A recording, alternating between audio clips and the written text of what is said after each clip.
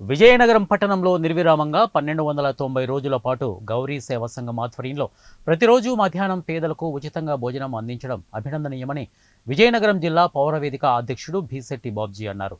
నగరంలోని NCS theatre వద్ద శ్రీ గౌరీ సేవా సంఘం ఆధ్వర్యంలో నిర్వహిస్తున్న నిత్యాన్నదానం క్షేత్రంలో అలంకార్ ఫోటో స్టూడియో అధినేత స్వర్గీయ కాండ్రేగుల రామారావు పేరున వారి కుమారుడు సీనియర్ పాత్రికేయుడు కాండ్రేగుల శేఖర్ కుటుంబ సభ్యులు అందించిన చల్లటి మంచినీరు శుద్ధి యంత్రాన్ని భీశెట్టి ప్రారంభించారు. ఈ సందర్భంగా భీశెట్టి మాట్లాడుతూ సమాజంలో జరుగుతున్న పరిణామాలపై స్పందిస్తూ తమ వంతు సహాయం చేయాలనే తపన ప్రతి పౌరుడికి ఉండాలని విజయనగరం పట్టణంలో శ్రీ గౌరీ సేవా సంఘం ఆధ్వర్యంలో నిరంతరం ప్రజా సంక్షేమ కార్యక్రమాలు, భక్తి కార్యక్రమాలు నిర్వహించడం సంతోషదాయకమని వారన్నారు.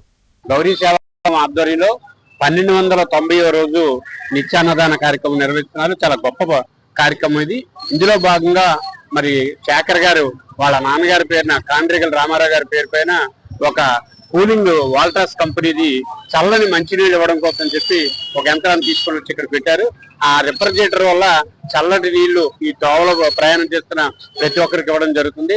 1290 రోజులు నిర్విరామ నిత్య అన్నదానాన్ని ప్రతిరోజు అనుకున్న సమయాన్ని ఇవ్వడం కాదు, అది కూడా బోల్డ్ అనేటువంటి వస్తువులతో ఈ నిత్య అన్నదాన కార్యక్రమానికి కృషి చేస్తున్నటువంటి 1290 రోజుల నుంచి కృషి చేస్తున్నటువంటి ప్రతి ఒక్కరికి కూడా నేను ప్రత్యేక ధన్యవాదాలు తెలియజేస్తున్నాను. ముఖ్యంగా శేఖర్ గారు వాళ్ళ నాన్నగారి పేరు పైన అంటే కాండ్రేగుల రామారావు గారు అంటే విజయనగరం పట్టణంలో కానీ జిల్లాలో కానీ ప్రత్యేకమైనటువంటి పేరుంది.